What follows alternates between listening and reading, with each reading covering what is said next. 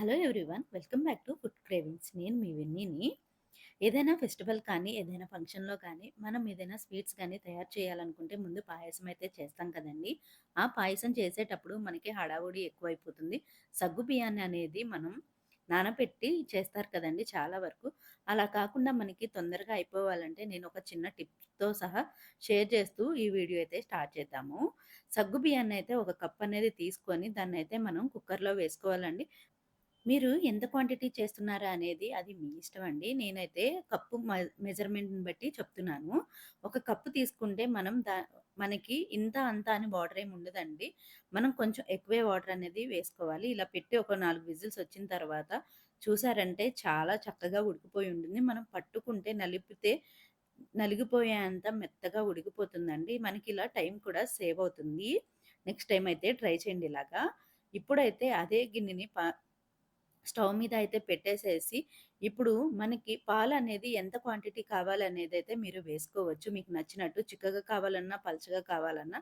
నేనైతే ఒక కప్పుకి వచ్చేసి ఇక్కడ 4 కప్పుల పాలననేది యాడ్ చేస్తున్నాను. ఎందుకు అంటే మనకి సగ్గుబియ్యం పాయసం అనేది మనం పాయసం చేసినప్పుడు కంటే తర్వాత ఇంకా చిక్కబడిపోతుంది కాబట్టి, ఒక 4 గ్లాసులు అనేది నేను పోస్తున్నాననమాట. ఇలా పోయడం వల్ల ఏంటంటే, మనకి చిక్కదనం అనేది త్వరగా పట్టదనమాట. నాకు చిక్కదనం రావడానికి ఈవినింగ్ అయిందండి. ఈవినింగ్ 7కి అలా చిక్కదనం అనేది వచ్చిందనమాట.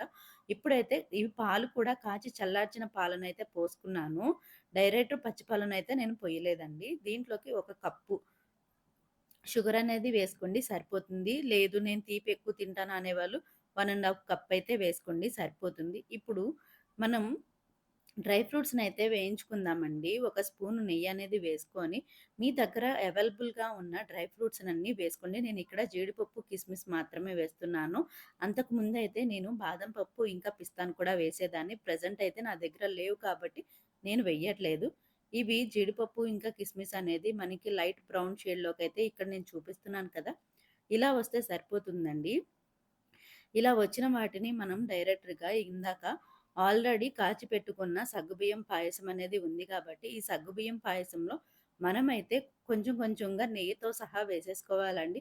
లేదు మాకు నెయ్యి అంత ఫ్లేవర్ అనేది ఇష్టం లేదు అంటే జస్ట్ డ్రై ఫ్రూట్స్ వరకే తీసి అయితే వేసుకోవచ్చు. నేనిక్కడ నెయ్యితో సహా ఎందుకేస్తున్నానంటే ఫ్లేవర్ అనేది చాలా టేస్టీగా ఉంటుంది. చాలా కమ్మగా ఉంటుంది. ఇప్పుడైతే డ్రై ఫ్రూట్స్‌నన్నీ వేసేసుకొని ఒక్కసారయితే మనం కలిపేసుకుందామండి. చాలా అంటే చాలా సింపుల్‌గా అనేది మన పాయసం అనేది రెడీ అయిపోతుంది.